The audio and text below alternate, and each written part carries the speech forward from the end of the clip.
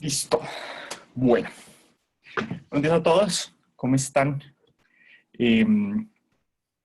Para la clase de hoy, como les había contado, quería invitar a Juan Felipe González, que es abogado también de la Javeriana, que está haciendo estudios en Derecho Constitucional, trabaja ahorita en la Corte Constitucional y estuvo un semestre ayudándome en esta clase y quería llamarlo porque en el semestre que estuvo acompañándome en la clase de teoría del derecho, este tema de manera particular lo manejaba de una forma muy interesante y creo que Juan Felipe tenía más capacidad que yo de explicar este tema para ponerlos en contexto y después de eso para que lo hablemos un poquito de parte y parte. Entonces, Juan Felipe, sigue con el tema y ya entramos a discutir más adelante. Bueno, listo, perfecto. Entonces, pues muy buenos días para todos y para todas. Como Santiago ya me presentó, me llamo Juan Felipe González Jácome. Yo soy abogado de la Javeriana, hice una especialización en Derecho Constitucional en la Javeriana también, y actualmente hago una maestría en Filosofía del Derecho en el Externado. Justamente, pues uno de mis, como de los temas de estudio, los temas que más me ha interesado abordar ha sido el estudio de Kelsen y el estudio del positivismo jurídico. Por eso, pues, Santiago fue muy amable en invitarme. Y pues nada, la idea es un poco como abrir una serie de discusiones, presentarles una serie de controversias que a mi juicio pues no solamente son muy relevantes, sino que también nos permiten abordar este tema de forma un poco más compleja y por consiguiente un poco más rica. Entonces yo pues antes de comenzar quisiera hacerles una pregunta, para lo cual pues espero que me respondan, pues porque la idea no es solo hablar, sino un poco discutir y dialogar con ustedes. Cuando, cuando yo les hablo de Hans Kelsen, ¿ustedes en qué piensan? O sea, uno dice Hans Kelsen, pone el título Hans Kelsen, y ustedes en qué piensan. En la pirámide del derecho. Excelente. Entonces, exactamente. La pirámide es como digamos, la gran figura asociada a Hans Kelsen, ¿verdad?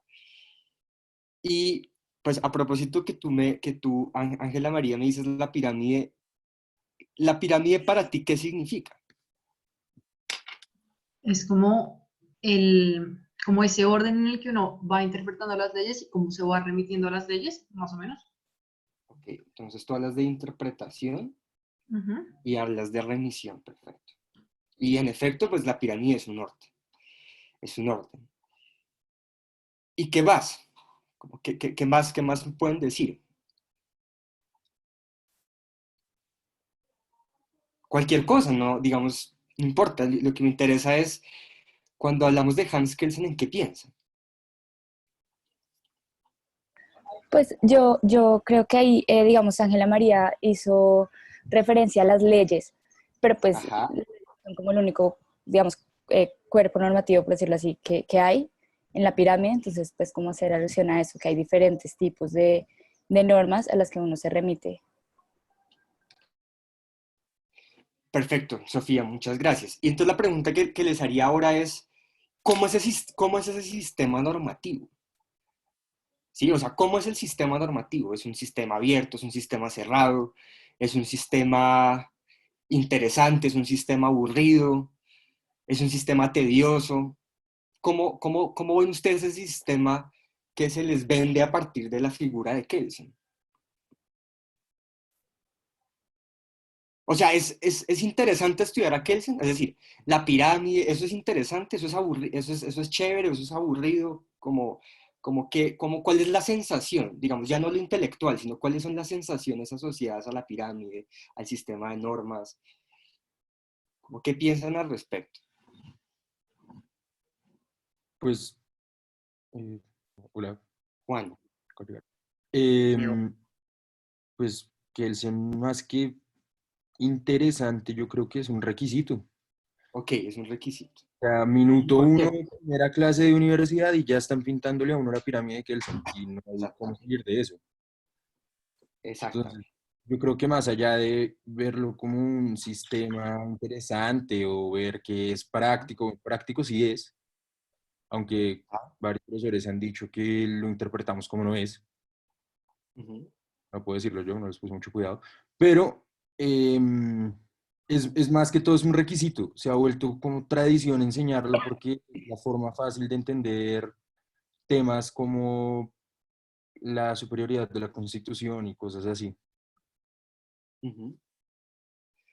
Gracias, Juan. Entonces, como para concluir, lo que tú me dices es, Kelsen es un requisito porque sin la pirámide y sin el sistema no podríamos estudiar el derecho, por eso es tan importante que a Kelsen nos lo enseñen en primer semestre.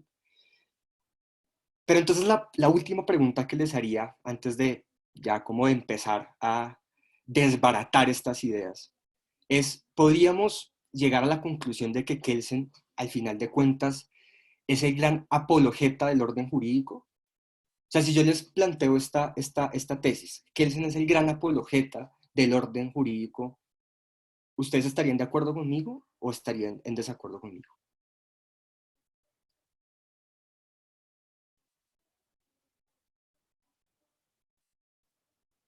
Vamos, cualquiera, no me importa. Les repito la idea. ¿Kelsen es el apologeta del orden jurídico? O sea, ¿ustedes estarían de acuerdo conmigo en esa premisa?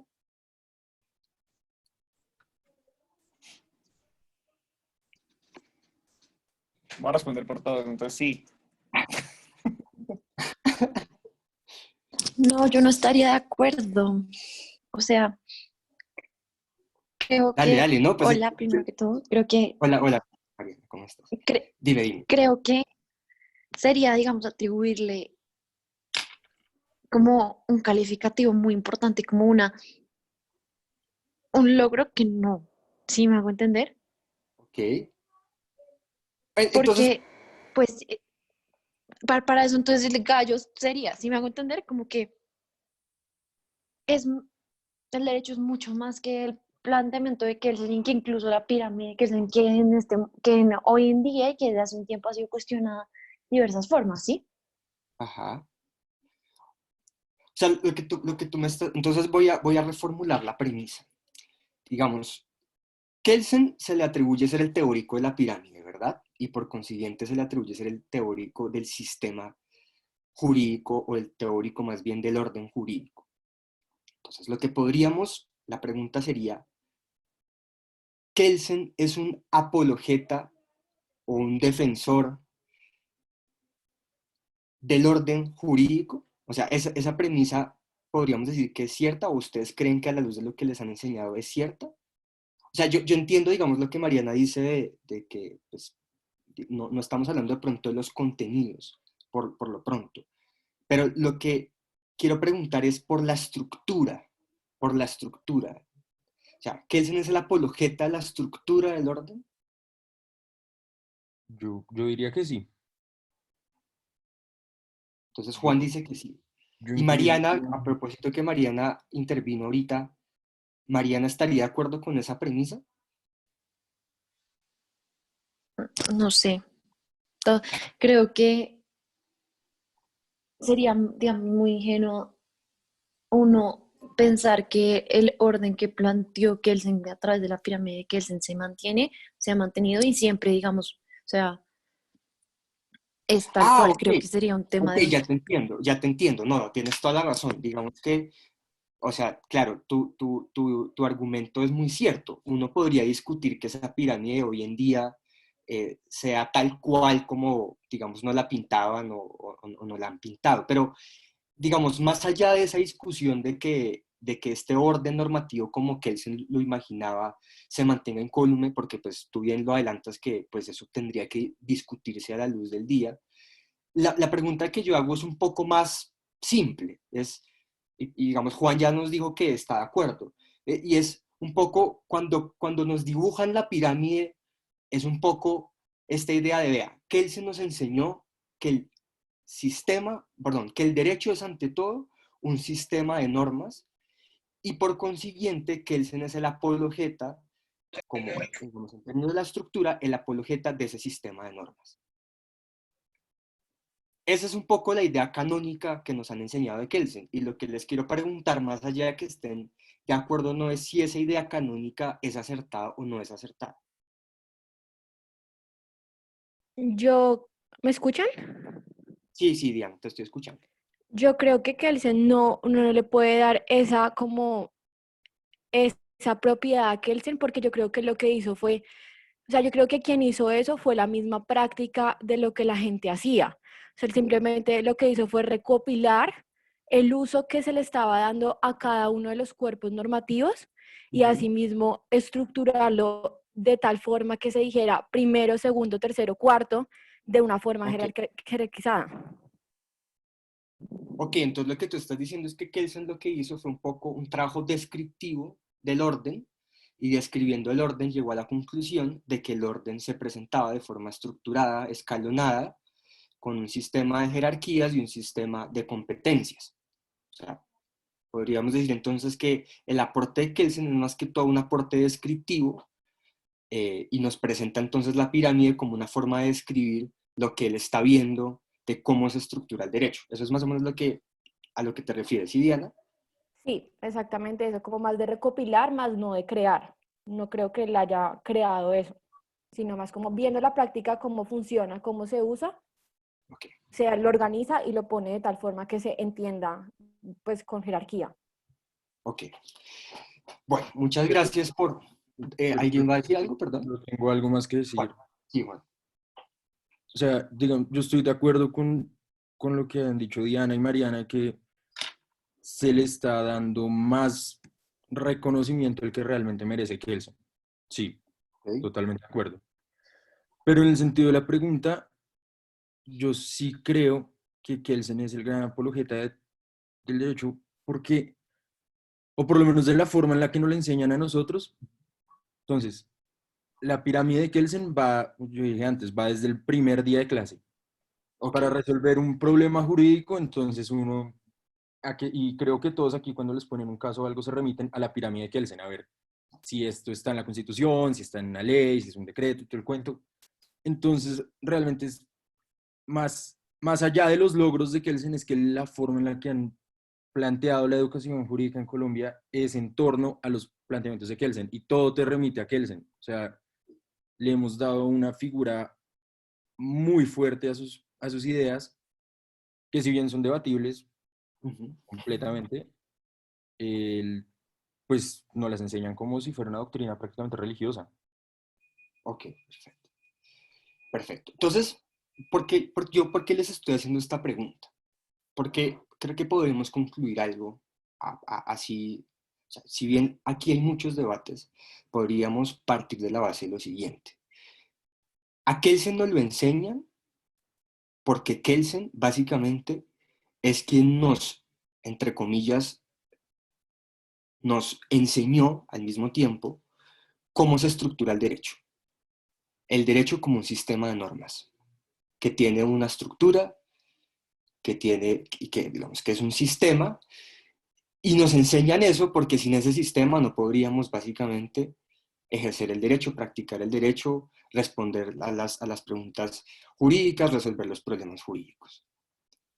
Entonces, el objetivo de esta clase es un poco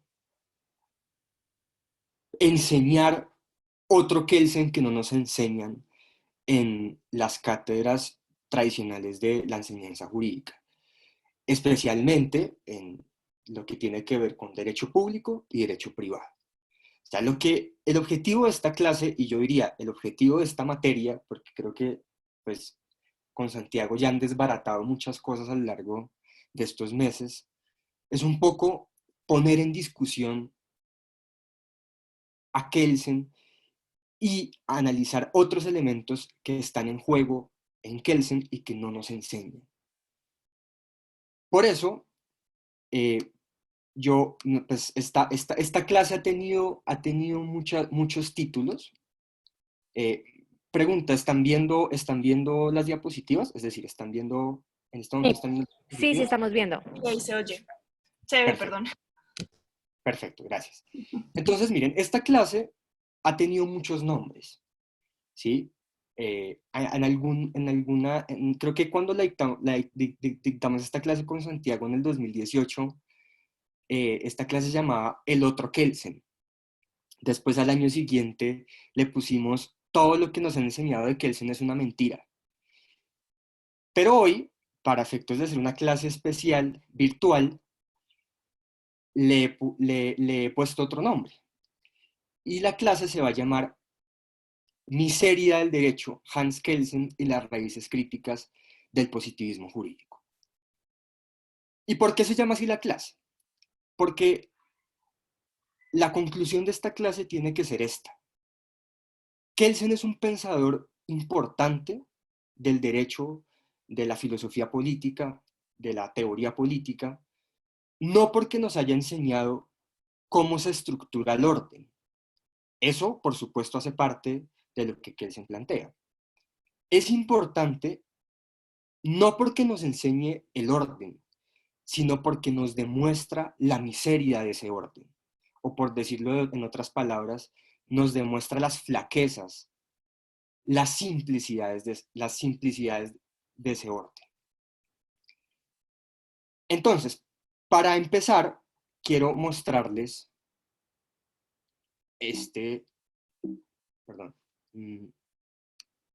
quiero mostrarles este cuadro. ¿Lo están viendo? ¿Están viendo el cuadro?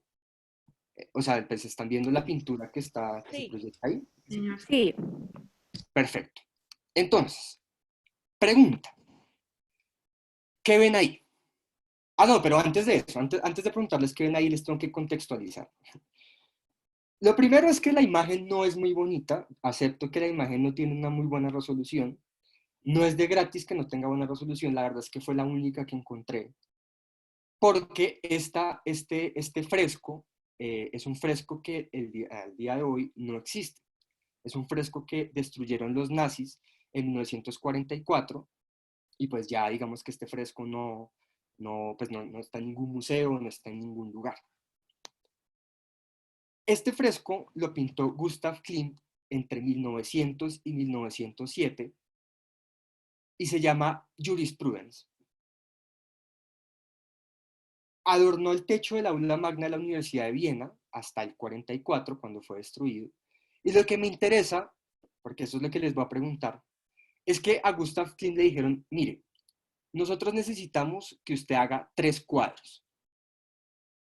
Que dibuje la medicina, que dibuje la filosofía y que dibuje el derecho.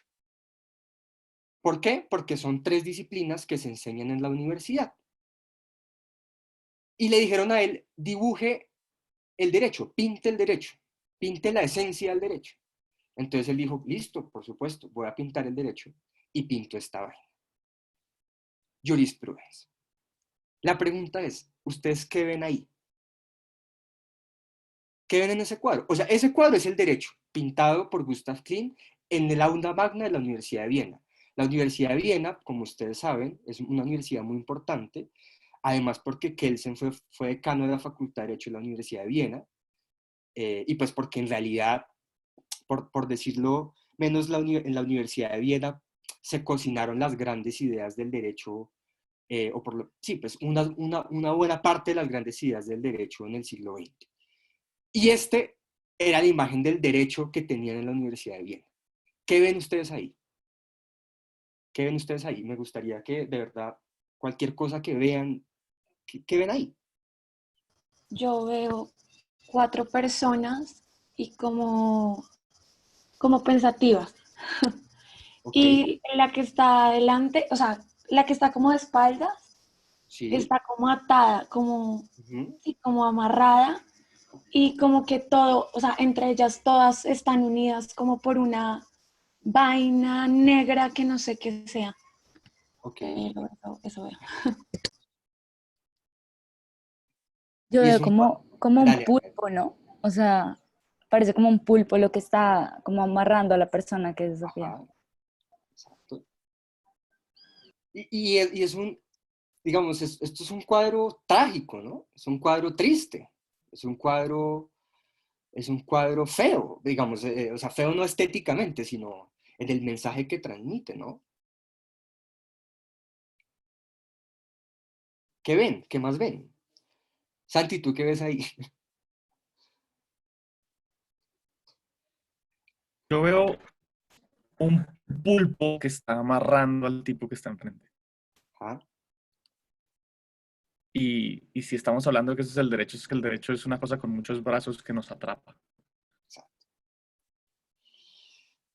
Más allá de eso, no entiendo por qué las señoras están tan tristes, pero va. ¿Y quién más? Una última apreciación. Alguien que nos quiera compartir. ¿Qué ven en ese cuadro? Pues al fondo del cuadro se ve otra señora sosteniendo Excelente. algo que dice ley o lex. Lex, exacto. Exactamente. ¿Dónde? Arriba, si ustedes ven en la parte superior, hay 3 mujeres. Una de ellas tiene en las manos bueno, no se sabe si eso es una tabla, una hoja, un pergamino, lo cierto es que dice lex, es decir, dice ley. ¿Alguien más quiere decirnos, compartir algo? Como ¿No? una especie como de sometimiento, como lo mismo que hablábamos, pues que hablaban del pulpo y que están como amarradas, como una especie de sometimiento ante esta cosa negra que se mueve por los lados de las 4 mujeres que están ahí. Y no sé si las del fondo están como viendo, pero viendo, más que ya que viendo, tienen como una cara como de tristeza. Ok, ok. Pero También veo otra cosa. Adelante, adelante. Todo lo que ustedes Pues vean es válido. analizando como las 3 mujeres, veo que las que están arriba son las mismas que están abajo en miseria. Ok, Entonces, pues la que tiene arriba como el manto es la que está abajo como dormida en la esquina izquierda. La del medio pues podría ser la de la espada y la ujú, otra la que tiene el letrero de ley. Se me hace que son las mismas. ok, ok, pues está bien. yo, yo habría interpretado las 3 del fondo, pues ahora sabiendo el contexto, precisamente como el derecho, la filosofía y la medicina, ¿no? Tú estás diciendo que las de atrás era la filosofía, la medicina y el derecho, ¿sí? Sí, las 3 de atrás. Ok. Bueno, interesante, interesante. Debo decirles que sí, sí, sí, aquí entra la primera frustración de esta clase. Y la primera frustración es que no vamos a saber a ciencia cierta qué quiso decir Gustav Klimt. Eh, esta imagen se las dejo a su, digamos, a su imaginación, es decir, como puede decir muchas cosas, pero lo cierto es que sí hay como unos elementos que, pues, quienes han estudiado la obra han, pues han llegado como a conclusiones sobre el significado de ciertos elementos de la obra, no todos, porque pues la obra está llena de elementos diferentes, ustedes pues ya plantearon o digamos se fijaron en muchos aspectos.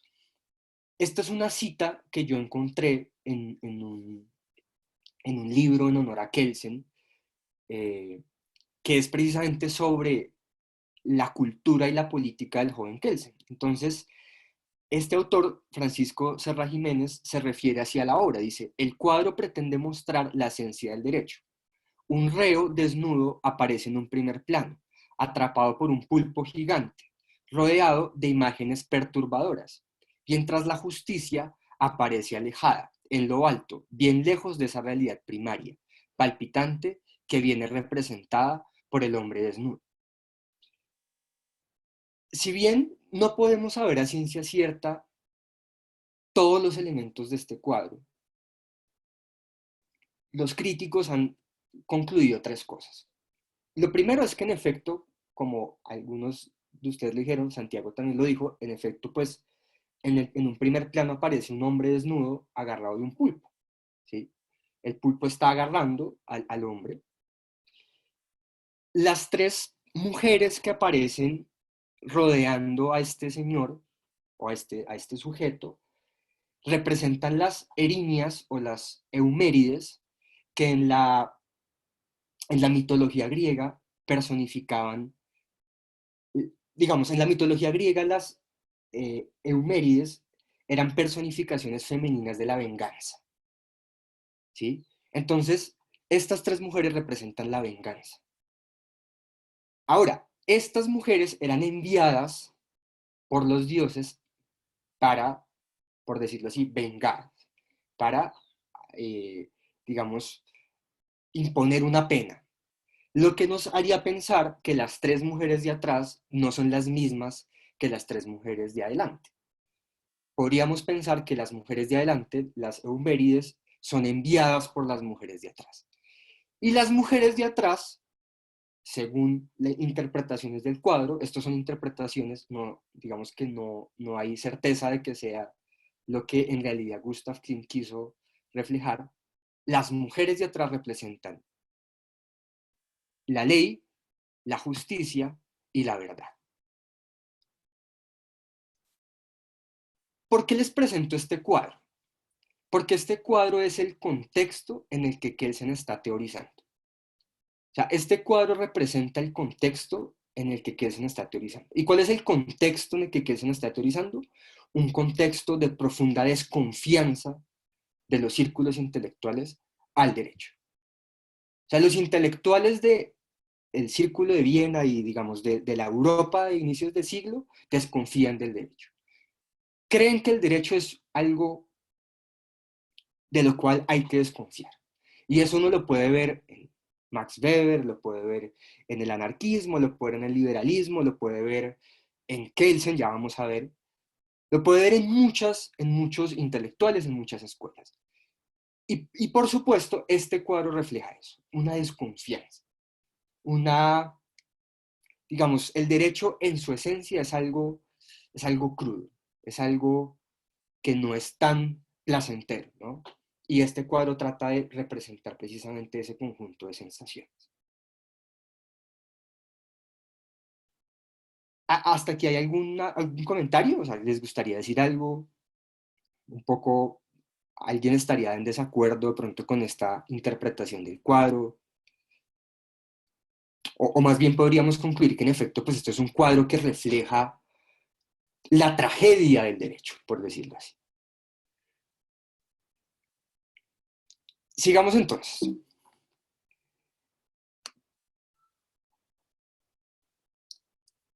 Como decíamos, entonces Kelsen está teorizando en un contexto de profunda desconfianza hacia el derecho. Y esa desconfianza, un poco, no lo pongamos en términos de desconfianza, pongámonos bien otro concepto, escepticismo.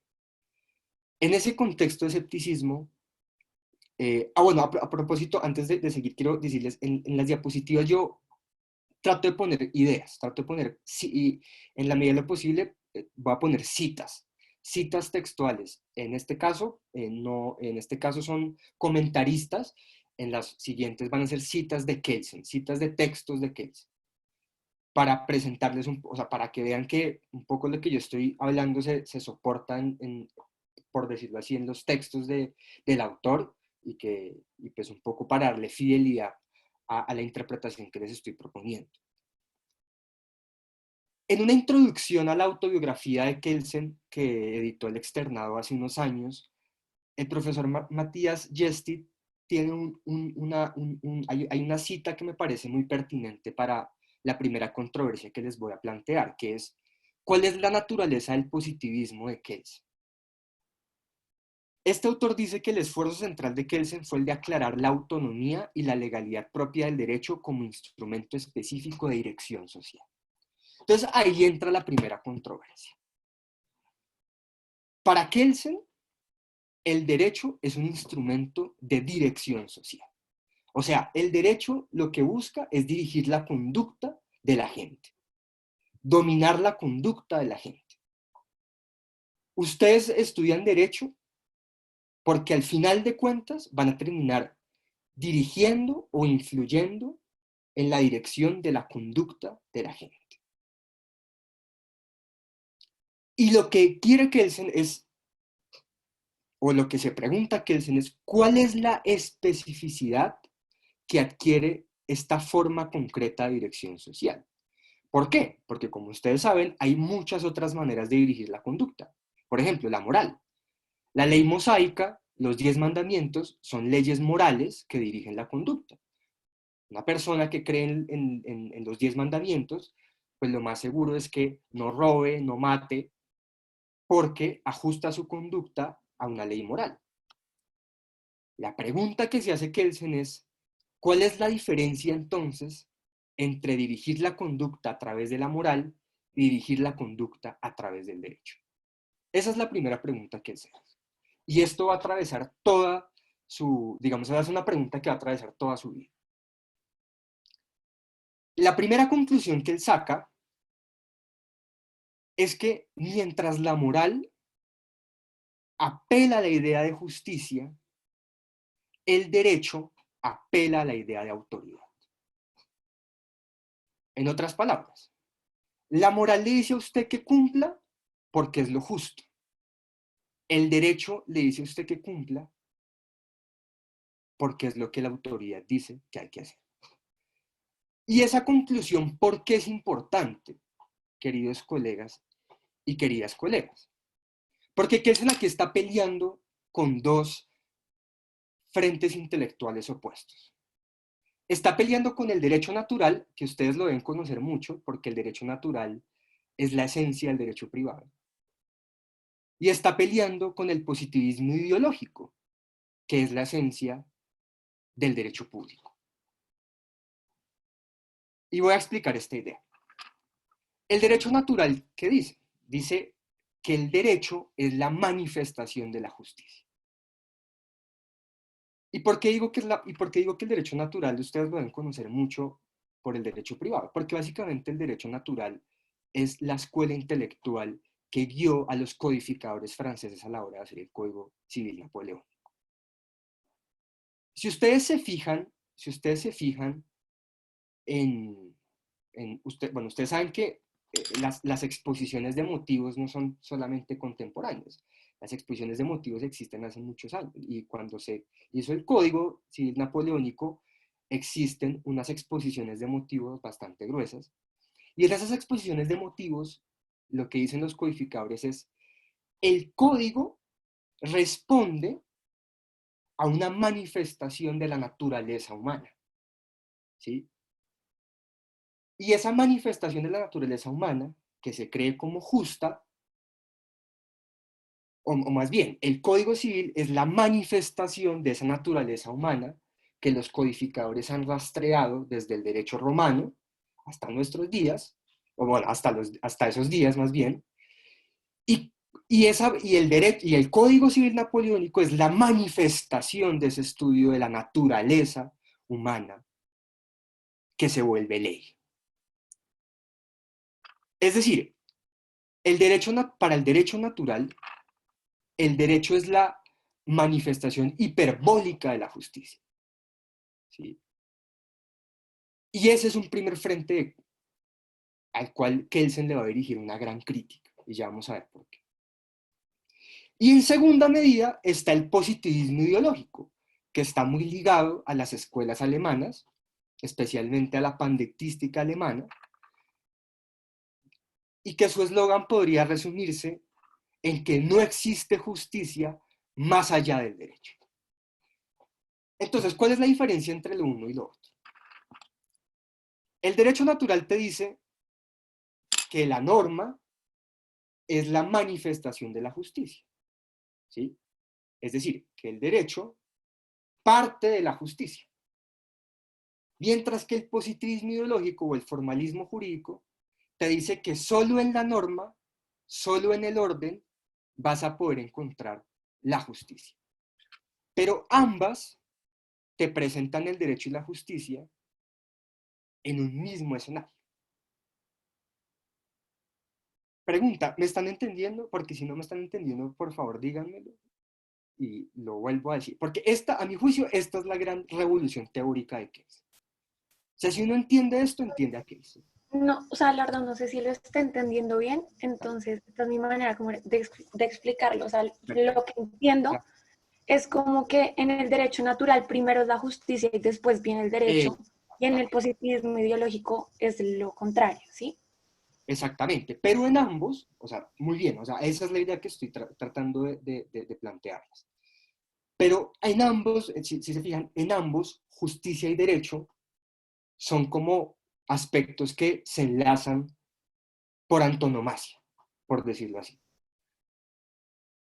Entonces, voy a poner ejemplo, por eso yo les dije que les tenía los dos ejemplos del Código Civil napoleónico y digamos, del derecho público de inicios del siglo XX. Entonces, el Código Civil napoleónico, ¿qué te dice?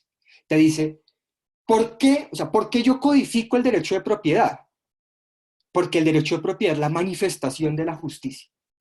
O sea, porque de los estudios que yo he hecho de la naturaleza humana me he dado cuenta que solamente garantizando la propiedad garantizo la justicia. Eso es el Código Civil napoleónico. Es decir, el derecho es la manifestación o la encarnación formal de la justicia. Mientras que en el positivismo ideológico o en el formalismo jurídico, me interesa es qué, es decirles, aquí les tengo la ley y ustedes tienen que cumplir la ley, porque solo cumpliendo la ley podemos llegar a la justicia.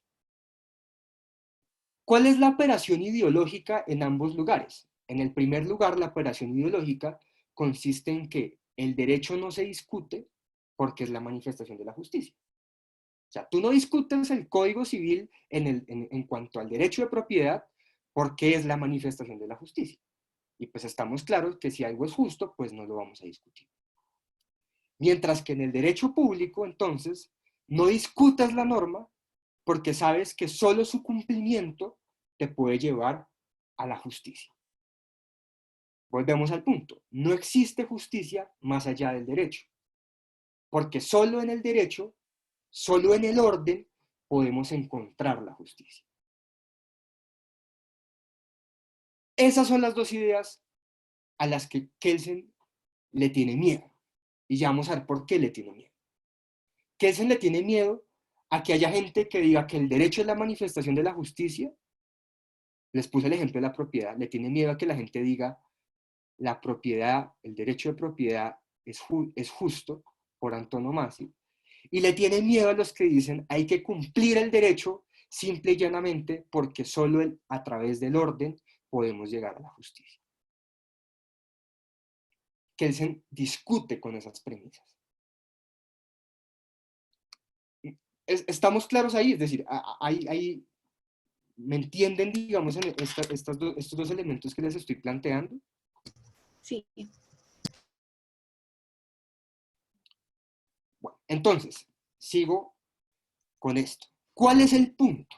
¿Cuál es el punto de discutir esto? Primero, Kelsen dice, el derecho, estudiar el derecho, no puede ser justificar el derecho. Ese sería el elemento central de una primera parte. Estudiar el derecho no es justificar el derecho. Entonces, ¿cómo estudio el derecho sin justificarlo? Sería la pregunta de Kelsen. La respuesta que él llega es que solamente puedo estudiar el derecho sin justificarlo, describiendo la manera en cómo se manifiestan los procesos de autoridad del derecho, o en otras palabras, solo puedo estudiar el derecho sin justificarlo, describiendo los procesos formales a partir de los cuales el derecho se crea. Y esos procesos formales tienen dos elementos que para ustedes son archiconocidos. Lo que se llama la validez, que eso es básicamente la pirámide, o sea, las normas se crean a partir de un procedimiento preestablecido, un procedimiento que además de eso es jerarquizado y es escalonado. Y adicionalmente las normas se crean a partir a partir de la competencia. Es decir, para que una norma se cree es necesario cumplir con un procedimiento formal de creación, que sería la validez, y adicionalmente es necesario que quien crea la norma tenga competencia para crear. Pero entonces, ¿por qué para Kelsen es tan importante estudiar el derecho desde esta perspectiva formal y no desde la perspectiva del contenido de justicia? Por dos razones. Esta es la primera conclusión de la clase, por dos razones. En primer lugar, porque si vemos el derecho desde su faceta de autoridad, desde su faceta formal de autoridad, podemos entender que al final de cuentas, las normas jurídicas son simple y llanamente actos de voluntad. O sea, las normas para Kelsen son actos de voluntad y no son actos de justicia. No son actos, por decirlo así, que apelen a la justicia, sino que apelan a la autoridad. En otras palabras, la propiedad, en el caso del Código Civil napoleónico, es un acto de voluntad, no es un acto de justicia. O sea, el derecho de propiedad se entiende como un acto de voluntad. ¿De quiénes? Pues de quienes hicieron el Código Civil. ¿Y quiénes hicieron el Código Civil? ¿Quiénes hicieron el Código Civil napoleónico?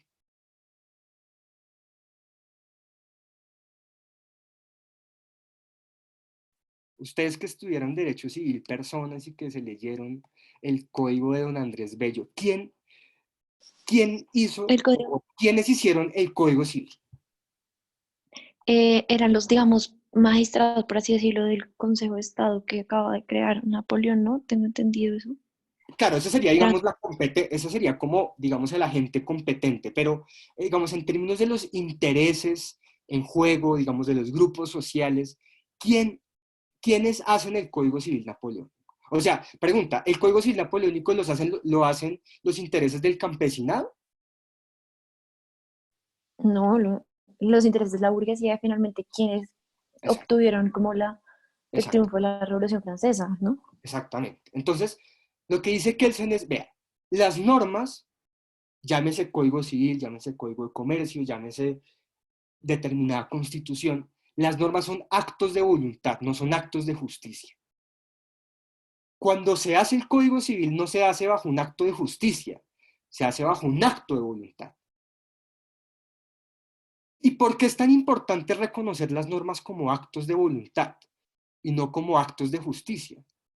Porque solamente de esa manera podemos entender el derecho desde su radical contingencia e historicidad. Es decir, solamente entendiendo el derecho como un acto de voluntad, podemos entender el derecho como un proceso de creación autoritativa, cambiante, modificable y reformable. En otras palabras, solamente apelando a la autoridad del derecho podemos apelar a la apertura del contenido del derecho. O sea, si yo justifico el derecho privado desde una idea de justicia, no puedo cambiarlo. Si yo justifico el derecho público desde una idea de justicia, no puedo cambiarlo. Más bien, si lo veo desde una idea de autoridad, puedo decir, ah, no, si la autoridad cambia, pues el derecho va a cambiar. Y eso me permite abrir los contenidos. Yo no estoy diciendo que esto sea verdad o sea mentira, o sea lo bueno o sea lo malo. Yo estoy tratando de presentarles el objetivo teórico de Kelsen a la hora de insistir, por ejemplo, en su pirámide. La pirámide es apelar a la autoridad. Y apelar a la autoridad para Kelsen es apelar a la radical contingencia del derecho. ¿Qué significa la contingencia? La contingencia es que algo puede ser o no ser. Para Kelsen el contenido del derecho es cambiante, es modificable, es contingente. Y eso solamente, digamos, solo puedo llegar a esa reflexión de la contingencia si creo que el derecho se basa en la autoridad, es decir, en la voluntad autoritativa de los seres humanos, más no en ideas abstractas de justicia que al final de cuentas terminan por salirse de la discusión histórica y contingente. ¿Hasta aquí hay algún comentario? O sea, no sé, por ejemplo, si Santiago quiere decir algo al respecto. No. Porque es suficientemente bien ilustrado. Tranquilo. Hágale.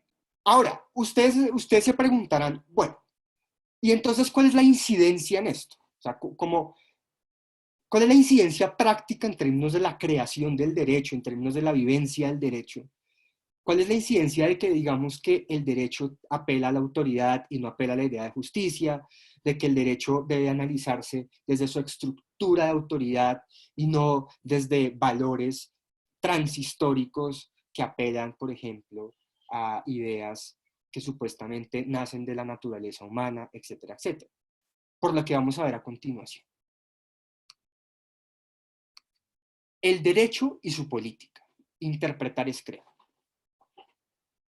A Kelsen, cuando Kelsen separó el derecho de la política, perdón, cuando Kelsen separó la idea de justicia y la idea de autoridad, se le dijo, vea Kelsen, es que usted lo que está separando es el derecho de la política, y eso es una, qué pena la palabra, eso es una estupidez intelectual, porque el derecho pues tiene que ver con la política, y pues para nadie es un secreto que hablar de derecho necesariamente es hablar de poder, y por consiguiente es hablar de política.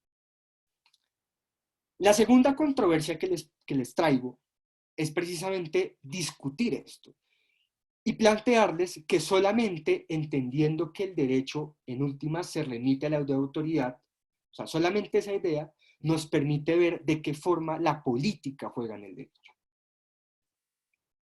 Y esto que les digo lo voy a ilustrar con una cita textual de teoría pura del derecho, que vamos a leer. Pero entonces les iba a pedir el favor de que alguien lea la cita que empieza en la parte izquierda de la diapositiva. Por favor, ¿alguien la puede leer? La norma superior deja un margen más o menos amplio de libre apreciación. Se presenta como una especie de marco que es necesario llenar. ¿Hasta ahí o toda? Dale, sigue. La necesidad de una interpretación resulta precisamente del hecho de que la norma, o el sistema de normas por interpretar, es un marco abierto a varias posibilidades, que no decide entre los intereses en juego cuál es el que tiene mayor valor. Para ello es preciso un nuevo acto creador de derecho, como el fallo de un tribunal. Entonces, miren, lo que Kelsen dice es que cuando uno ve el derecho como una estructura, lo que está permitiendo es que el derecho se abra a los contenidos. Y esto se puede ver, poniendo este ejemplo que pone Kelsen, en la forma como el derecho se crea todos los días. La estructura siempre deja márgenes abiertos de interpretación y de apreciación. Y lo que se busca es llenar esos márgenes. Pero miren lo que dice Kelsen. Kelsen dice, la estructura nunca va a decidir del todo qué intereses o cuáles intereses tienen mayor valor que otros. Al final, esos intereses solo se van a decidir en actos creadores de derecho, como por ejemplo el fallo de un tribunal. Hasta aquí, ¿esto qué nos dice? Pues que el fallo de un tribunal se basa en la estructura, pero no es un acto de justicia en el sentido de que no deviene de una idea de justicia de la estructura, no. Es un acto de voluntad, es un acto de autoridad, en virtud del cual un tribunal dice que algo es justo o no es justo. Y para complementar esto, para que me entiendan mejor la idea, leamos la otra parte de la cita. Alguien que me ayude a leer la otra parte de la cita.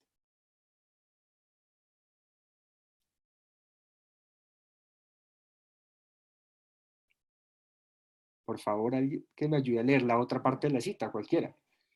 Cuando el sentido de una norma es dudoso, según la teoría tradicional, existe una sola interpretación correcta y un método científico que permite establecerla en todos los casos. El Perdón, derecho... para ahí un momento. No apagues el micrófono porque quiero que sigas leyendo, pero para ahí un momento. Fíjense Okay. lo que está diciendo Kelsen acá. La teoría tradicional nos dice que hay una sola interpretación correcta y que hay métodos que nos permiten llegar a esa interpretación correcta. Usualmente cuando nos pintan la pirámide de Kelsen, nos tratan de reducir los contenidos, porque nos dicen, vea, la ley le determina a usted el acto administrativo, o la Constitución le determina a usted la ley. Como que tratan de reducirnos los contenidos. Pero miren lo que está diciendo Kelsen, es, en realidad las interpretaciones correctas no necesariamente son la regla general. Y sigue leyendo, por favor. El derecho sería así un orden fijo que determinaría de manera inequívoca la conducta de los hombres y en particular de los tribunales y la de los otros órganos encargados de aplicarlo, con lo que garantizaría si no una seguridad económica, al menos una seguridad jurídica. Esta idea es, sin embargo, ilusoria y la teoría pura del derecho, que solo se dedica a la búsqueda de la verdad, se ve obligada a destruir esta ilusión a pesar de los efectos muy útiles que pueda tener en el ámbito de la política. ¿Qué está diciendo Kelsen ahí? Kelsen está destruyendo la idea de la seguridad jurídica. Porque lo que dice Kelsen es, vea, el derecho es una estructura de autoridad. La estructura de autoridad se llena políticamente.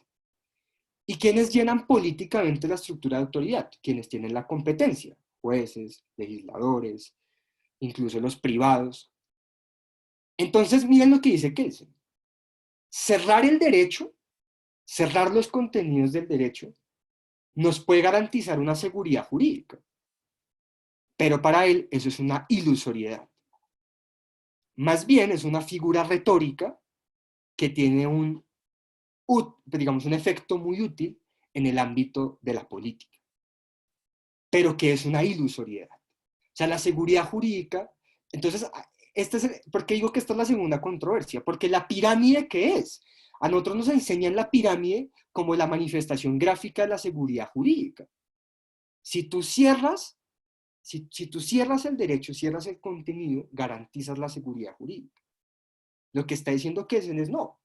En realidad, la estructura jamás nos va a garantizar seguridad jurídica. ¿Por qué? Porque la estructura siempre va a tener que llenarse, o en otras palabras, porque la estructura nunca va a terminar de llenarse. Y como nunca va a terminar de llenarse, y los tribunales, los órganos competentes siempre van a llenarlos a partir de sus ideas de justicia, pues la seguridad jurídica se desvanece como concepto pétreo del orden. Entonces, ¿cuál es el punto aquí? El punto es que la interpretación, o más bien, la concreción de esta estructura, del contenido de esta estructura, no es un acto de conocimiento, es un acto de voluntad. Es decir, es un acto de autoridad y de poder.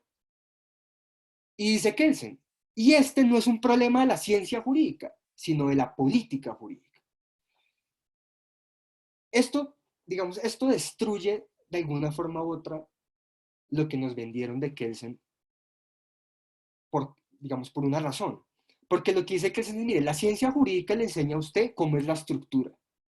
Le enseña a usted, más o menos, como usted como abogado, litigante, juez, consultor, cómo el derecho opera en su forma, en su aspecto estructural. Pero los contenidos de ese orden es una cuestión o es un litigio de la política jurídica. O sea, es un litigio de los intereses en juego dentro de esa estructura.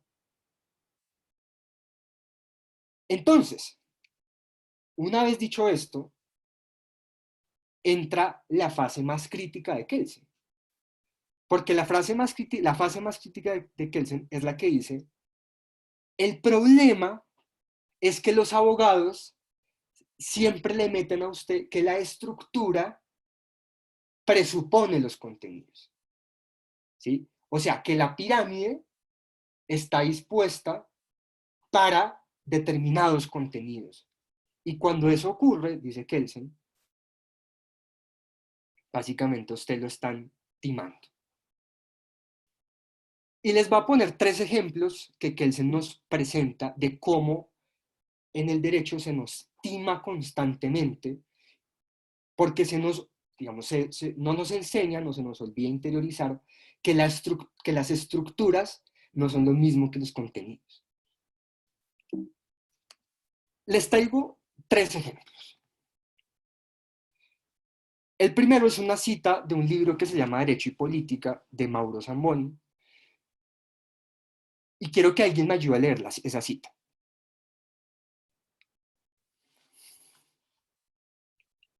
Las normas tienen significados objetivos que no le están dados por la voluntad subjetiva de quien las promulga, sino por el lugar donde esas normas se producen. Los significados de las normas jurídicas son objetivos en la medida en que solamente pueden derivarse de una construcción ubicada fuera de las perspectivas subjetivas del legislador, juez, académico o político. En otras palabras, su objetividad está en una ficción. Quien habla no es el sujeto, sino el orden. Miren, la primera ficción que Kelsen revela es la de los significados objetivos y subjetivos. Y les voy a poner este ejemplo. Cuando alguien habla de la ley, dice que la ley es la manifestación del poder del legislador. Y el legislador se le atribuye la característica de que es un sabio legislador. Para Kelsen, la primera ficción del derecho está en que usted desligue los significados subjetivos, o más bien las perspectivas subjetivas, de las manifestaciones objetivas. O en otras palabras, la ficción jurídica está en que usted crea que el que habla no es el sujeto, o sea, la persona que le interesa que determinada norma tenga determinado contenido, sino que quien habla es el orden, o en otras palabras, que quien habla es el agente del orden. Pongamos este ejemplo. Cuando a nosotros nos enseñan el derecho, nos enseñan los contenidos del derecho como manifestaciones objetivas del orden. Pero se les olvida decirnos que las manifestaciones objetivas del orden en realidad son perspectivas subjetivas de gente concreta, que tiene intereses, que tiene perspectivas, que tiene ideas de justicia. Y no discutimos eso. No discutimos eso. Porque creemos que solamente importa las manifestaciones objetivas del orden. O sea, que la ley diga tal cosa, o que la ley objetivamente diga que la justicia tiene que ser esta y no otra, más no que en realidad eso solo puede darse en la medida que hay perspectivas subjetivas que están en juego. Lo que quiere revelar Kelsen al final de cuentas es que la estructura del derecho, o más bien, el derecho es una forma de dirección social o una forma de controlar la conducta del ser humano, porque de alguna forma u otra le hace creer al individuo que tiene que ajustar su conducta no a las perspectivas subjetivas de gente concreta, sino a las perspectivas objetivas de un orden. En otras palabras, a la gente se le dice, vea, es que ustedes ya vieron derecho, pregunta, ¿ya vieron derecho tributario o alguien ha visto derecho tributario? No. No he tocado esa delicia de materia todavía. Es como en 10º semestre, la verdad. Bueno, pero yo creo que este ejemplo a mí me parece, el tema del derecho tributario a mí se me hace fascinante. Porque cuando uno le enseña en derecho tributario, le parece que le enseñaran que, digamos, el derecho tributario es una manifestación objetiva de un sistema de justicia ideal, y se olvidan que en realidad las normas de derecho tributario responden a intereses y perspectivas subjetivas de gente concreta que tiene intereses concretos. Entonces lo que dice Kelsen es la ficción del derecho, y yo insisto en esto, por favor, si alguien no entiende o si está muy abstracta la idea, me dicen, pero lo que Kelsen quiere denunciar es que la ficción, o una de las ficciones del derecho, está en que los subjetivos, o sea, los intereses concretos, pierden su noción de intereses concretos y se vuelven manifestaciones objetivas del orden. Y cuando eso pasa, dejamos de discutir el derecho. ¿Sí? ¿Me entienden esta idea? ¿Me entienden esta idea hasta este punto? Sí. Porque el ejemplo, o sea, digamos, la forma para describir esto que les tengo viene de una cita de Kelsen, de un texto que se llama La función de la Constitución, y les agradecería si alguien me ayuda a leer esa cita. El objetivo del pensamiento en el caso de la norma básica es fundamentar la validez de normas que configuran un orden moral o legal positivo, o sea, interpretar el sentido subjetivo de los actos que establecen estas normas como su sentido objetivo. Pero esto significa interpretarlas como normas válidas y a los actos como normativos. Esta meta se alcanza únicamente por medio de una ficción. La ficción más importante de los ordenamientos jurídicos nacionales se llama la Constitución. ¿Y por qué se llama la Constitución? Porque la Constitución es la prueba fehaciente de que personas concretas, o sea, actos de voluntad concretos, en nuestro caso se llama Constituyente de 1991,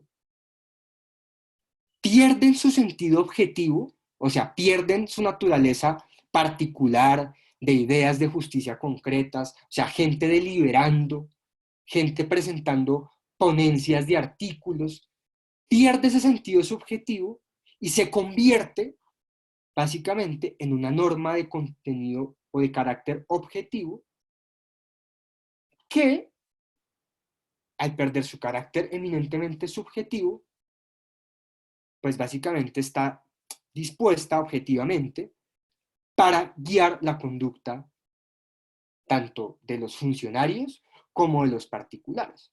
Entonces lo que dice Kelsen es, esta meta se alcanza, o sea, esta idea de que la Constitución sea la norma fundamental y que la veamos es como una norma de normas bajo la cual se rige nuestro ordenamiento, bajo la cual hay que ajustar la conducta. Esta meta solo se alcanza por medio de una ficción. ¿Y cuál es esa ficción?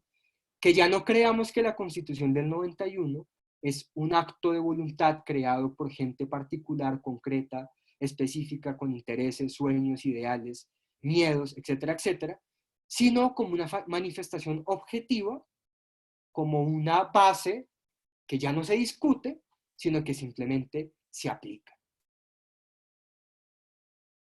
El ejemplo perfecto de esto es leer una sentencia de la Corte Constitucional. Uno mismo en la Corte lo hace todo el tiempo.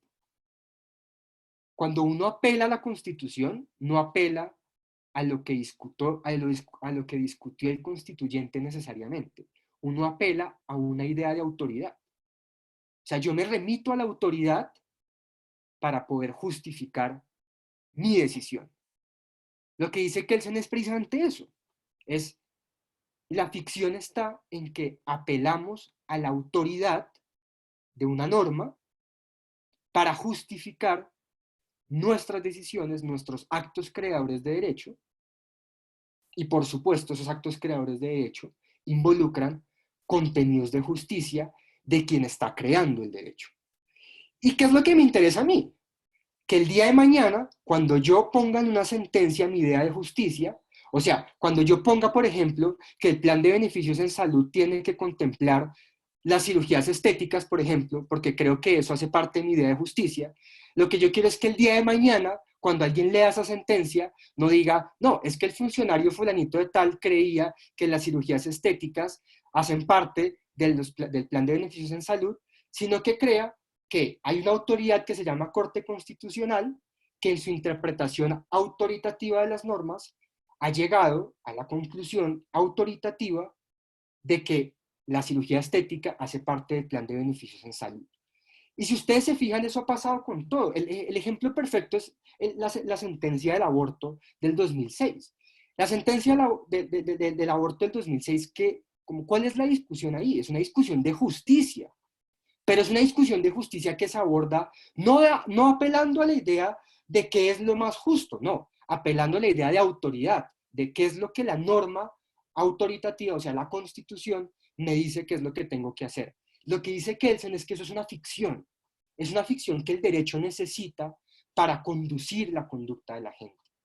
O sea, para que el día de mañana el médico católico que se vea, o sea, que esté llevado a practicar un aborto, una interrupción voluntaria del embarazo, no diga, no, es que como mi idea de justicia es no practicar esto, entonces no lo hago, sino más bien que diga, no, es que como la autoridad me dijo que lo tenía que hacer, lo voy a hacer. Conclusión, ¿la ficción cuál es? Que la idea de justicia se encubra en una idea de autoridad. Y para Kelsen, esa es la única manera bajo la cual el derecho puede dirigir la conducta de la gente.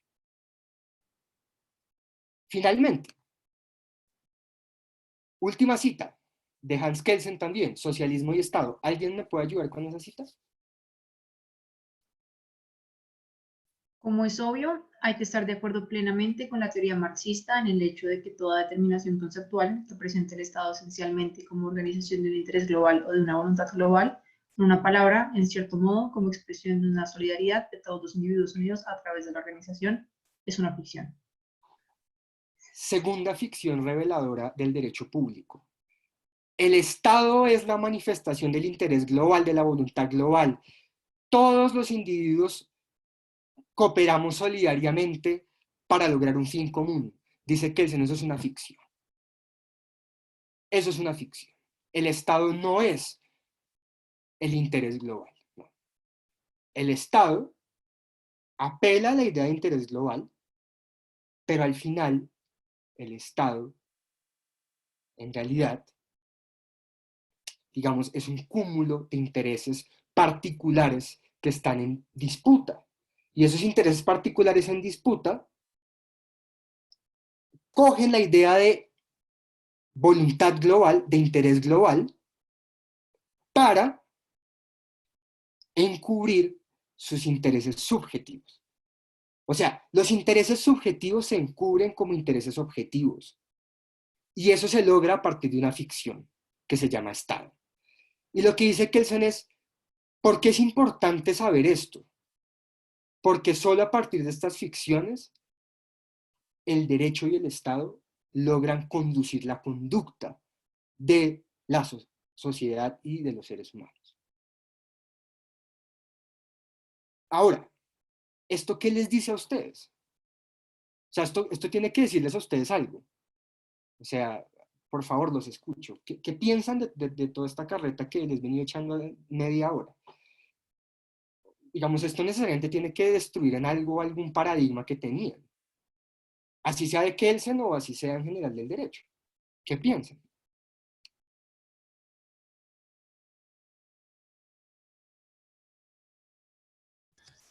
Pues la verdad, o sea, yo estoy de acuerdo con Kelsen, pues en esta explicación que acabamos de ver, pues porque antes no lo veía así, yo lo veía todo lo contrario, pero me causa, o sea, tengo como una duda y es, digamos que los mecanismos alternativos de resolución de conflictos podrían destruir la primera ficción. O sea, tú dices la de que, la primera ficción que está en la diapositiva, ¿sí? El tema de que las normas se presentan como significados objetivos cuando en realidad están dados por voluntades subjetivas, ¿sí? Exacto.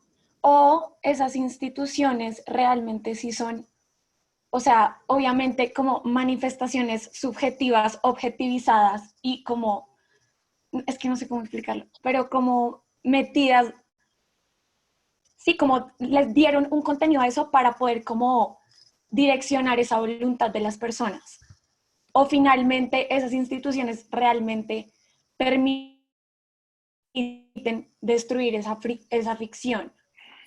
Pues porque en últimas es la decisión, o sea, la voluntad de las partes y como que el derecho no entra en conflicto, se podría decir. Creo que Santiago va a decir algo. Sí, yo quisiera ir sobre los métodos alternativos de solución de conflictos, quisiera que los separáramos en dos, o sea, como que habría unas estrategias, llamémoslos de autocomposición, y otras estrategias como más impuestas. O sea, si hablamos de ese análisis a través de la conciliación o de la autocomposición, yo estaría totalmente de acuerdo con lo que está sugiriendo Sofía en su segunda parte es realmente una manifestación de las voluntades de las personas, de llegar a un acuerdo y casi que, ahí sí, y ponerlo en las palabras del derecho y darle la funcionalidad firmado por un conciliador que actúa, entre comillas, como juez. Ajá. Si estamos hablando de otras formas de métodos alternativos, digamos, a la jurisdicción ordinaria, que serían la amigable composición o el arbitraje, pues no. porque esas sí serían una forma muy similar a la de los jueces, porque es un tercero interpretando el derecho el que llega a la conclusión más allá de la voluntad de las partes. Las partes, digamos, entre comillas, se entregan a la autoridad de esas personas. Por más que se llame método alternativo, estaría metido dentro de esa categoría. De acuerdo, no tendría nada más por decir, creo que es eso, es eso. Ok. Es eso. ¿Alguien más? ¿Alguien más le gustaría compartir como qué apreciación tiene o qué sensación tiene de esto que hemos estado hablando?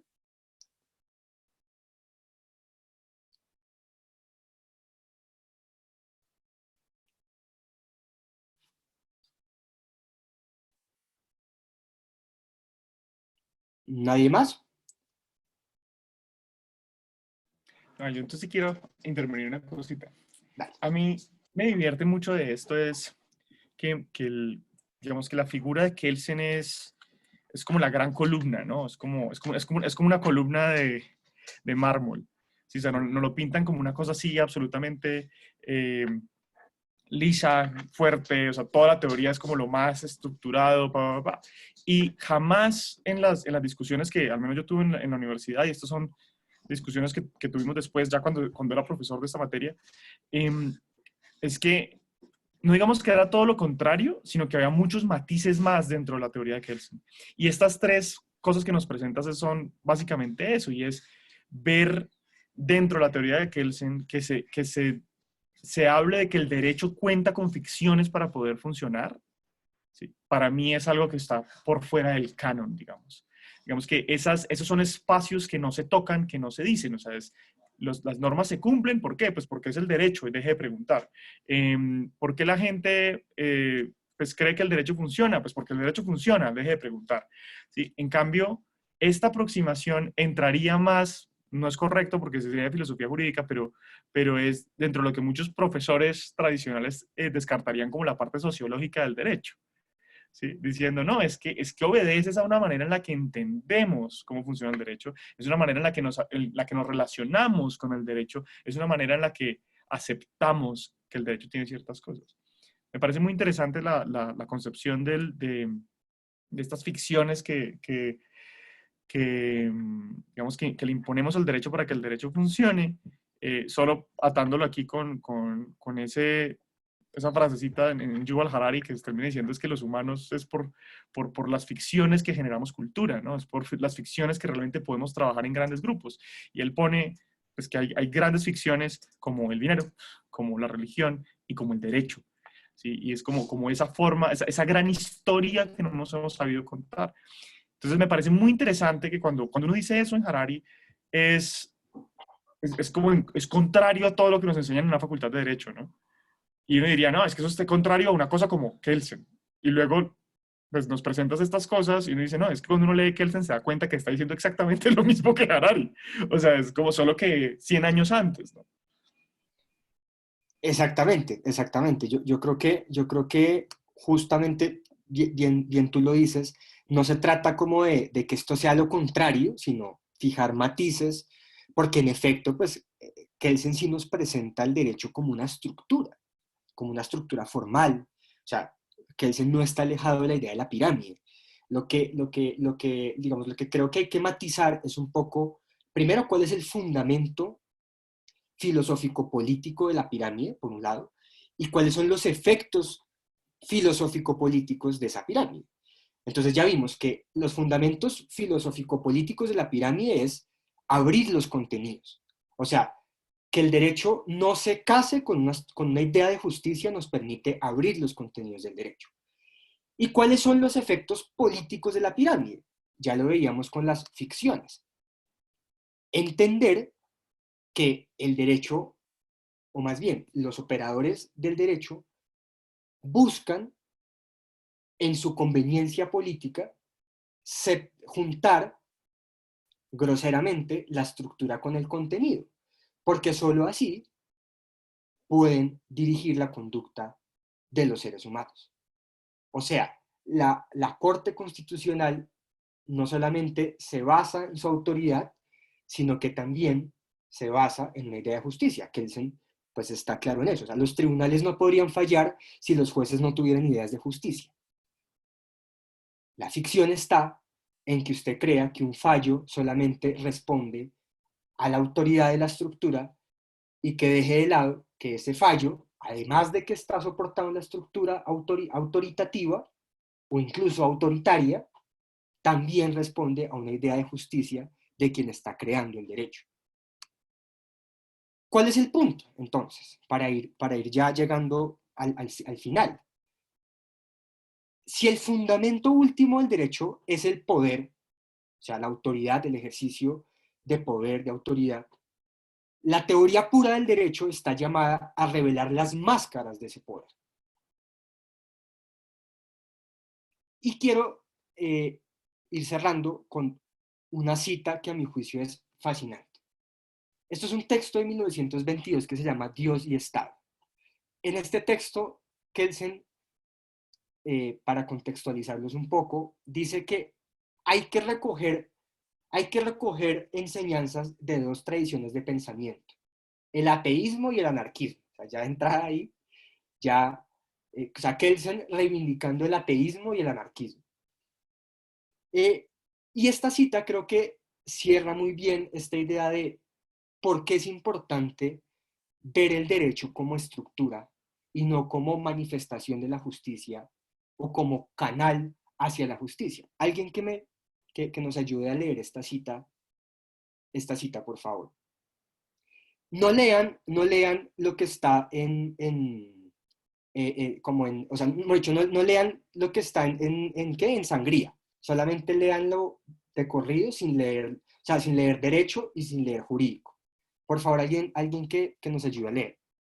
Si siempre han sido los detentadores del poder según el orden estatal vigente, quienes han opuesto a todo intento por modificar este orden, esgrimiendo argumentos extraídos de la esencia del Estado, y quienes han declarado absoluto ese fruto contingente de la historia, que es el contenido del orden estatal, porque está acorde con sus intereses, esta teoría, en cambio, declara al Estado como un orden jurídico, cuyo contenido es variable según los casos, y siempre susceptible de ser modificado. Esta teoría, que por tanto no deja al Estado más que el criterio formal del supremo orden coactivo, descarta uno de los obstáculos políticos más poderosos que en todas las épocas han servido para trabar cualquier reforma del Estado en beneficio de los gobernados. Pero es precisamente por ello que esta teoría se revela como teoría pura del derecho, pues solo arruina la abusiva utilización política de una pseudo-teoría del Estado. Ahora, léelo lo mismo y en vez de Estado, lee derecho. Si siempre han sido los detentadores del poder según el orden, estatal vigente, quienes han opuesto a todo intento por modificar este orden, esgrimiendo argumentos extraídos de la esencia del derecho, y quienes han declarado absoluto ese fruto contingente de la historia, que es el contenido del orden jurídico, porque está acorde con sus intereses, esta teoría, en cambio, declara el derecho como orden jurídico, cuyo contenido es variable según los casos y siempre susceptible de ser modificado. Esta teoría, que por tanto no deja el derecho más que el criterio formal del supremo orden coactivo, descarta uno de los obstáculos políticos más poderosos que en todas las épocas han servido para traer cualquier reforma del derecho en beneficio de los gobernados. Pero es precisamente por ello que esta teoría se revela como teoría pura del derecho, pues solo arruina la abusiva utilización política de una pseudo-teoría del derecho. Fíjense en esta cita tan interesante. Kelsen lo que dice es, vea, ver el derecho desde una perspectiva formal nos permite discutir de mejor manera los contenidos del derecho y nos permite entender que el derecho es un fruto contingente de la historia que por consiguiente puede ser reformable, puede ser cambiable. ¿Y por qué? Porque quienes ligan el derecho a una esencia de justicia siempre lo hacen para evitar que el derecho cambie. Si usted liga el derecho a una idea de justicia, el derecho se va a hacer más, o va a ser más difícil modificar el derecho. Y cierro con esta cita de ¿Qué es la justicia? De Hans Kelsen, un texto del 53. Él empieza este texto diciendo, La justicia es ante todo una característica posible, pero no necesaria de un orden social. ¿Y qué quiere decir con eso? Que el orden no es la justicia, ¿sí? El orden no es la justicia. Esa es la discusión de Kelsen. La discusión central de Kelsen es que el orden no es la justicia. ¿Hay alguna idea de esto? O sea, como ¿esto les sugiere alguna idea adicional? O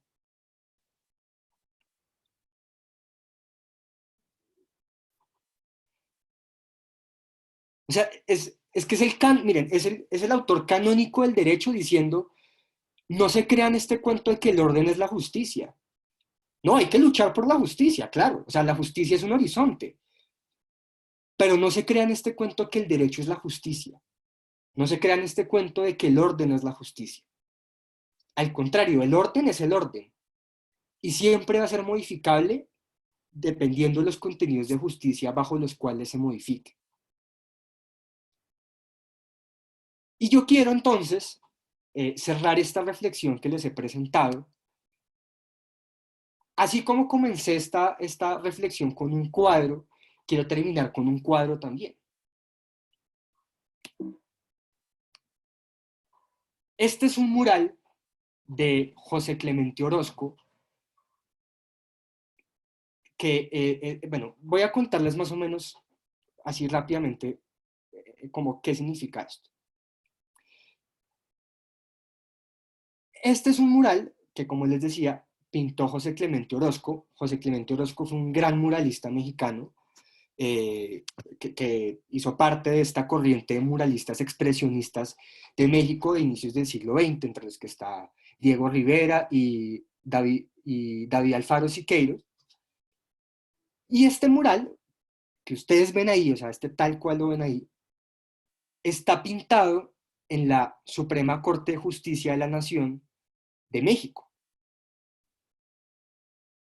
Si ustedes se pararan donde están ahí, o sea, digamos, si nos paráramos en esta foto y giráramos a mano derecha se entra a lo que se podría llamar como la plenaria de la Corte. O sea, cuando los magistrados van a entrar a la plenaria, tienen que pasar por este mural. Este mural representa la justicia pintada por José Clemente Orozco en 1941. ¿Ustedes qué ven ahí? O sea, ojo, este es el mural que adorna el pasillo de la entrada de la plenaria de la Corte Suprema o de la Corte de Justicia, de la Suprema Corte de Justicia de la Nación en Ciudad de México. O sea, los magistrados cuando entran a la plenaria tienen que pasar por este mural que les recuerda que esta es la justicia. ¿Y ustedes qué ven ahí?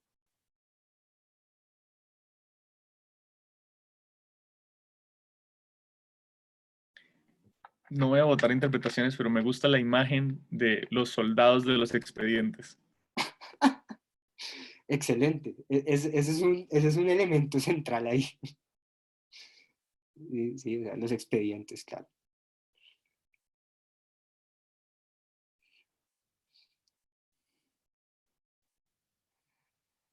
Ustedes ven, o sea, ahí, si ustedes se fijan, ahí están representadas como dos figuras canónicas de la justicia, ¿no? Miren, por ejemplo, bueno, aquí está digamos, esta es digamos, la imagen de la justicia, miren. Y esta acá, miren. Esta acá, ¿qué significa? Ese gorrito, que además están en muchos símbolos de los estados, digamos, en los emblemas de los estados aparece el gorro, este gorro rojo. ¿Qué les dice este cuadro?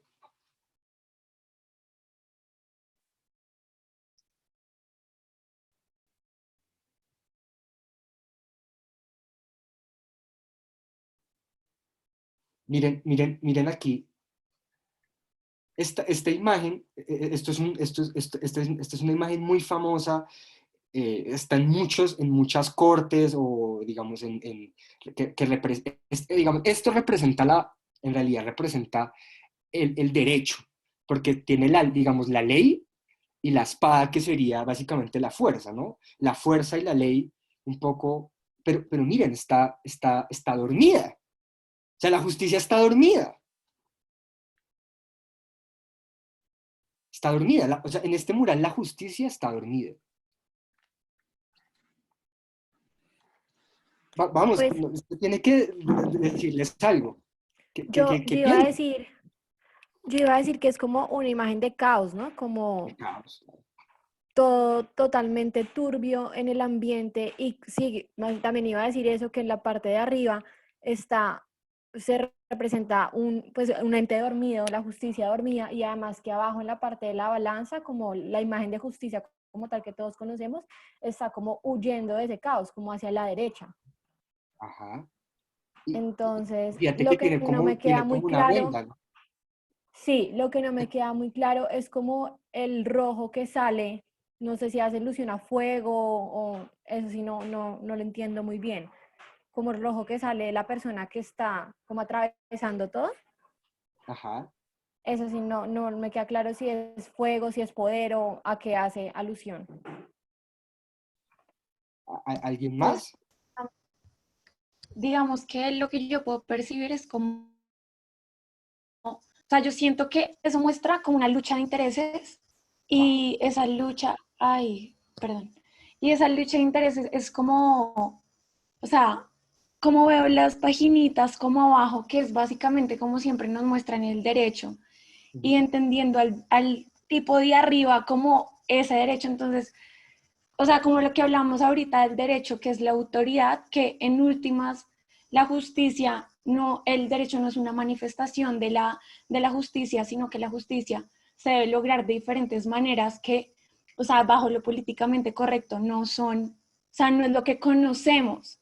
Y por eso digamos que todas las hojas están pisadas, como que esto no importa, sino que yo estoy luchando por mis intereses y Ok. así me toque agarrarme con el que sea, pues lo hago y el de arriba no hace nada tampoco. O sea, yo lo veo así, no sé. Ok. Ok.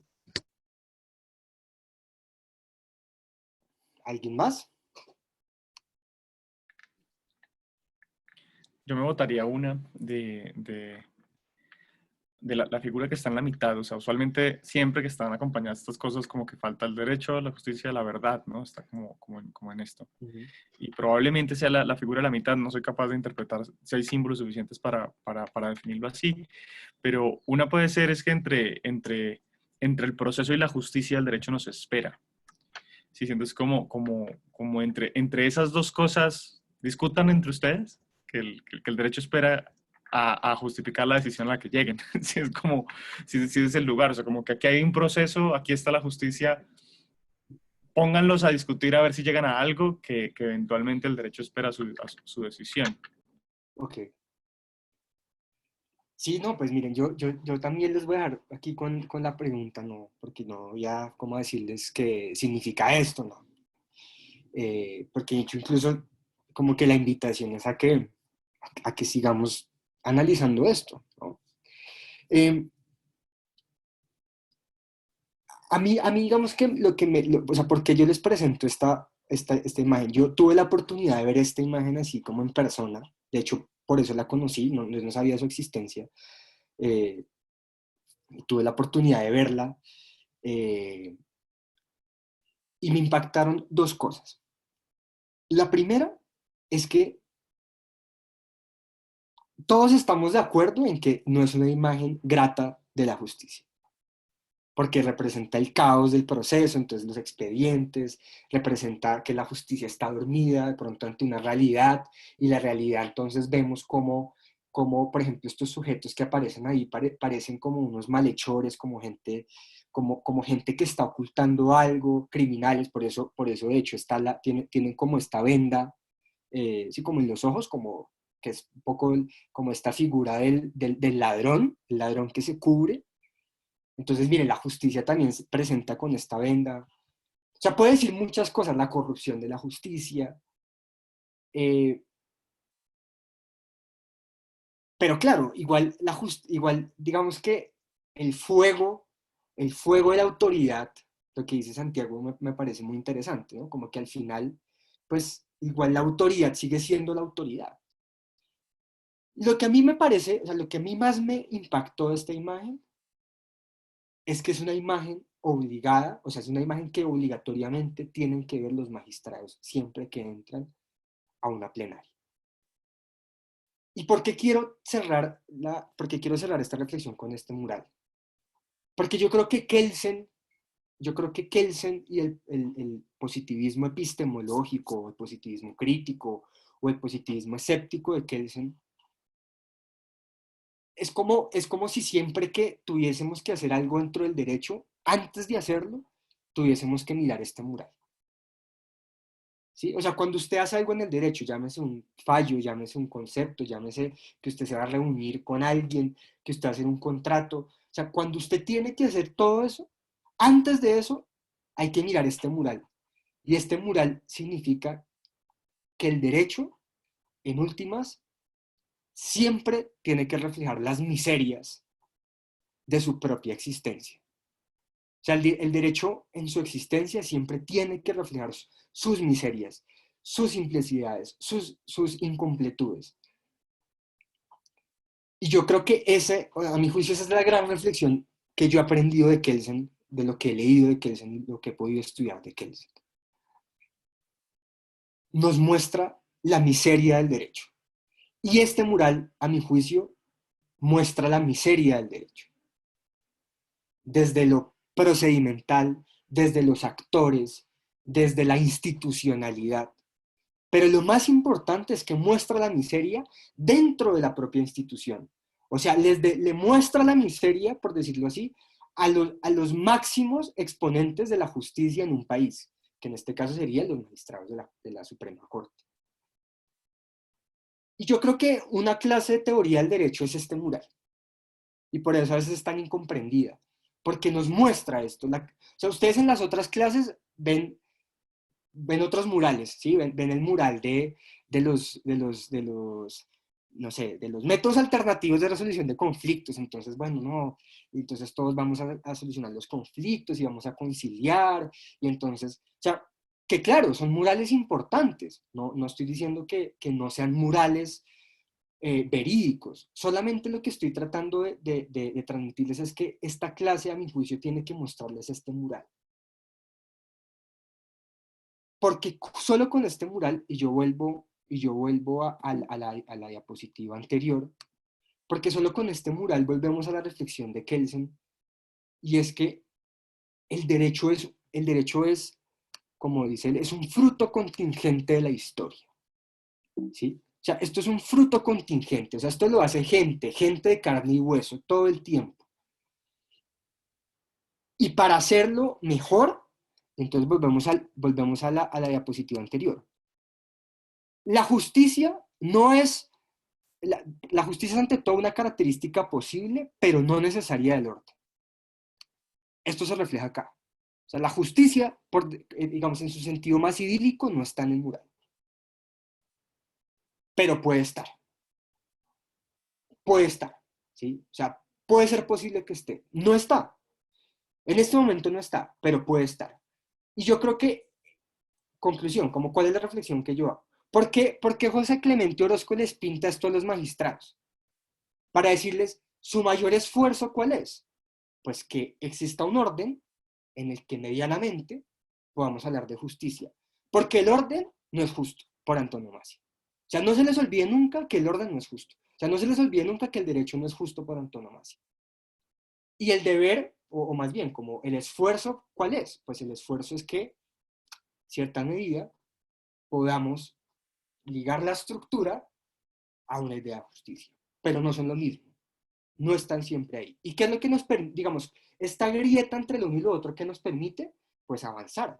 Nos permite hacer el derecho todos los días, crear el derecho todos los días, recrearlo todo el tiempo.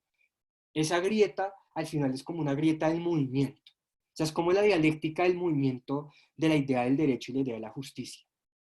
y solamente se puede, digamos, solamente se puede seguir moviendo en la medida en que entendamos que el derecho no es la justicia y que la justicia tampoco solo es el derecho. O, en otras palabras, que no creamos que el derecho es la manifestación de la justicia y que tampoco creamos que no existe justicia más allá del derecho. Porque tanto en lo uno como en lo otro terminamos en este mural. Yo, pues, no sé, Santi, si quisieras decir algo, o si alguien quisiera decir algo, bien puedan. Abramos al foro antes de que yo cuente lo que estoy pensando ahorita. No sé si alguien quiere contarnos algo.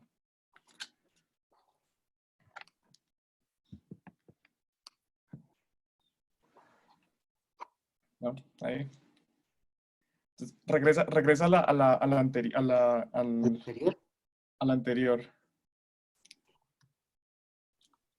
Tenemos que cargue.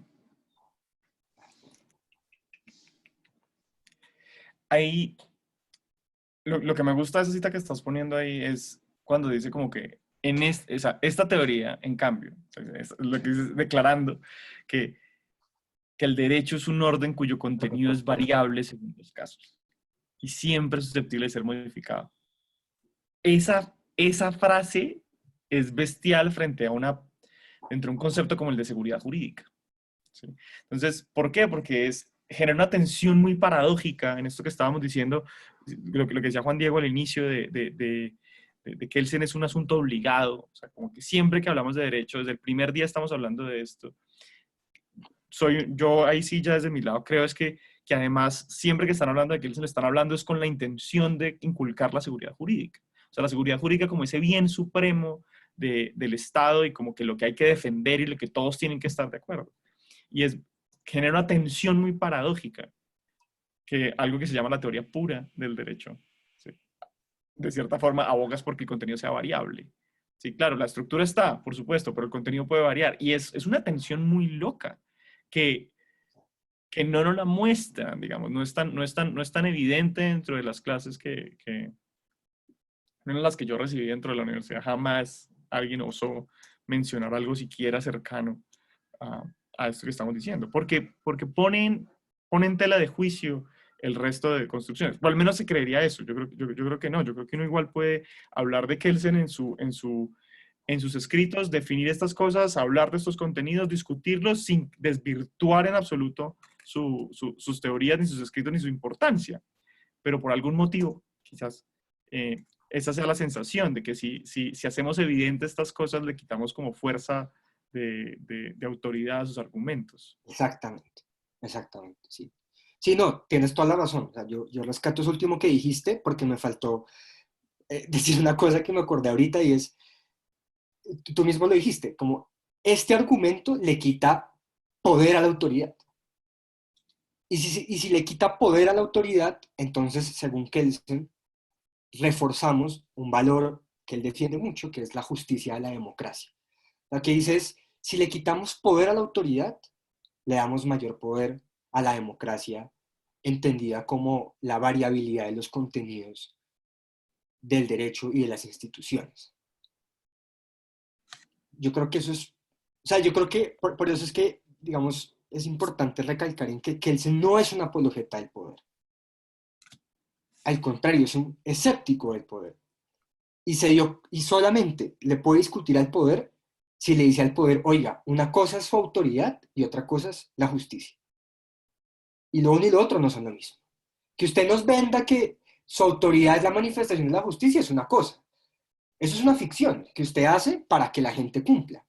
Pero en rigor de verdad, de hecho, para él el tema de la verdad es muy importante, ¿no? Él dice, pero en verdad, la autoridad y la justicia no son lo mismo.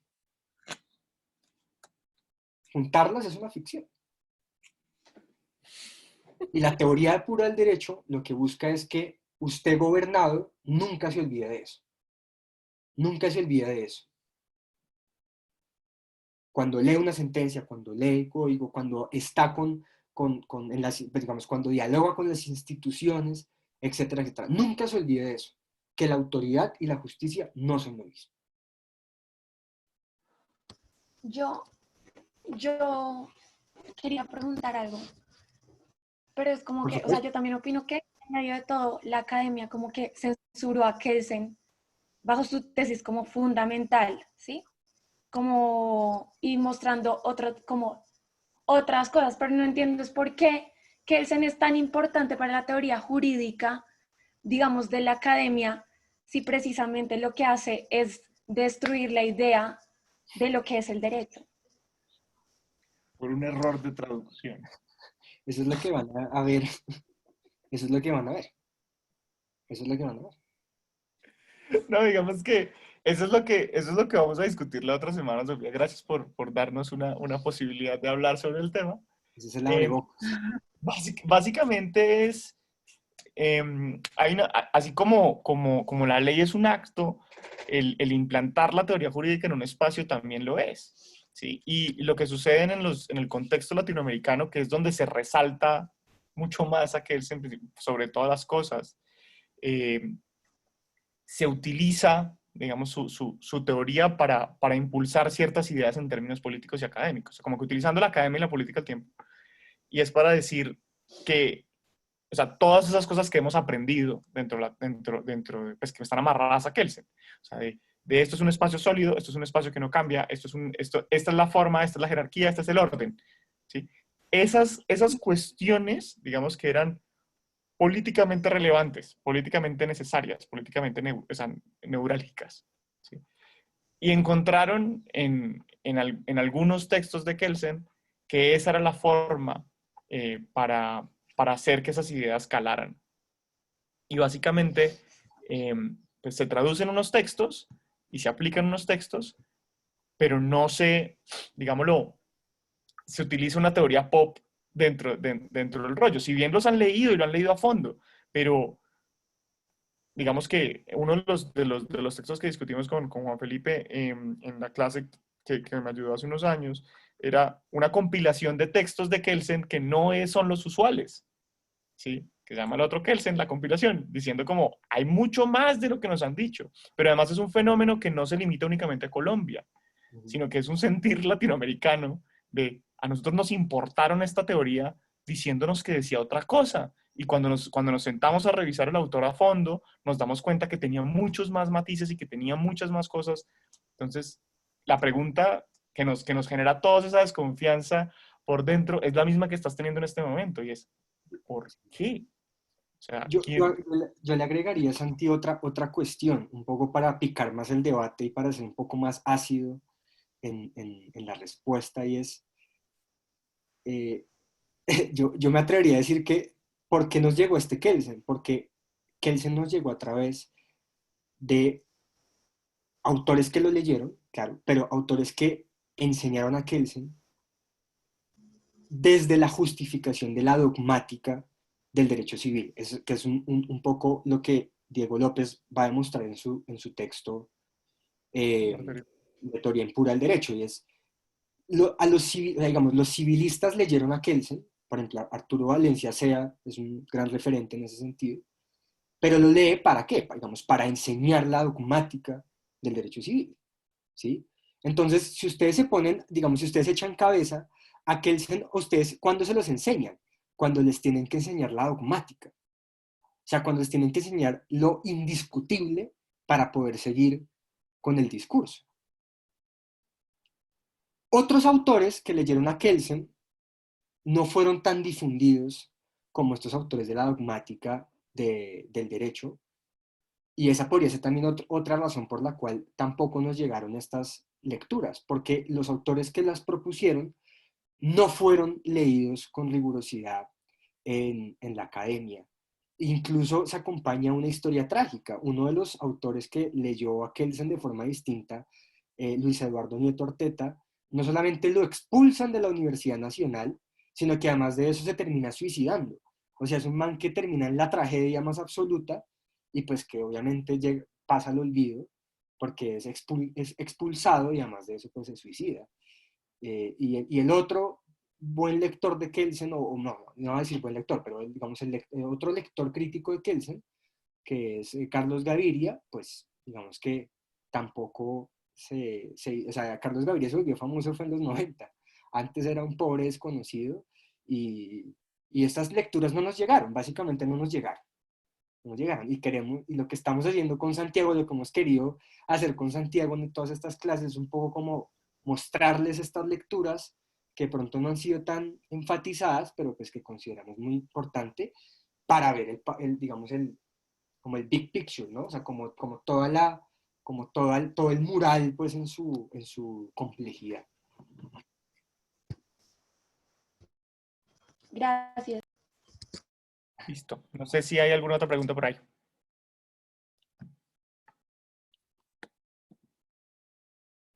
¿No? Bueno, pues Juan Felipe, muchísimas gracias por acompañarnos en esta sesión, que además a mí me parece un tema muy interesante porque es como pegarle a uno puños en el cerebro de todas las formas que hemos visto, nos hemos aproximado hacia este tema, normalmente dentro de los estudios del derecho, pues que acá se ponen en tela de juicio y es parte de los objetivos de esta clase de teoría del derecho, pues siempre lo ha sido, ¿no? Como discutir esas cosas. Entonces te agradezco muchísimo por No, a ti muchas gracias por la invitación. presentación, por tus conceptos, por todo, y pues espero que los chicos lo hayan aprovechado también bastante. Muchísimas gracias. Muchas gracias. Muchas gracias.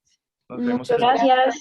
Gracias. martes entonces, tengan listos sus temas pues, pensados o discutidos con su grupo, sus temas del final, y pues ahí estamos charlando. No, gracias, muy amables. Gracias, Juan, que estén muy bien. Chao, gracias. Chao. Gracias.